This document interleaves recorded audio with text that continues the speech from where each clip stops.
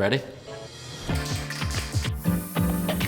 Hi, I'm Mendel Treitel. I'm a contemporary pop and street artist from Montreal, Canada. I think this story really starts as far back as I can remember, to a very young age, where I began creating and drawing anytime I had a pencil in my hand or a marker or a crayon. I was always creating something.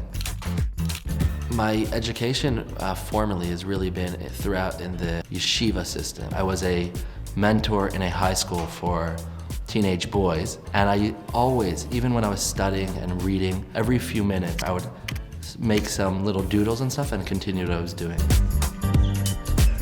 And it became a little bit of a thing, a little bit of a trend, that the boys in the high school used to collect the little drawings that I made. So after attending rabbinical school for about 10 years and graduating, I opened a social media account and began posting my drawings. And the feedback was really fueling me to continue producing. I remember posting a specific work I did one night, and I woke up in the morning and someone commented, "This looks like Keith Haring." So I Googled his name right away, and I'm like, this mode of, on one hand, being very freestyle and natural, and on the other hand, being very structured, was something that I really wanted to get to. About 5-6 years ago, my Brooklyn apartment became flooded in papers. After a while, I had this whole collection of all these works I had made over the year or two. I decided I'd take it back to my hometown of Montreal and use a local venue to make a little show to display my work.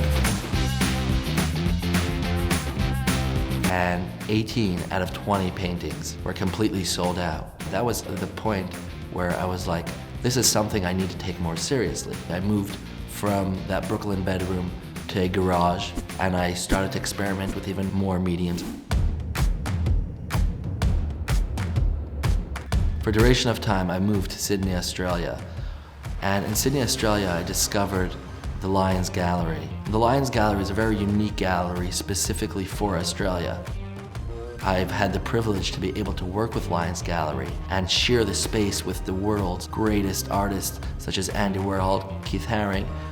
The work started to pick up at a really nice pace, and prices started to rise. The word just went from friend to friend to friend. And thankfully I started to become known, and my work started to become known.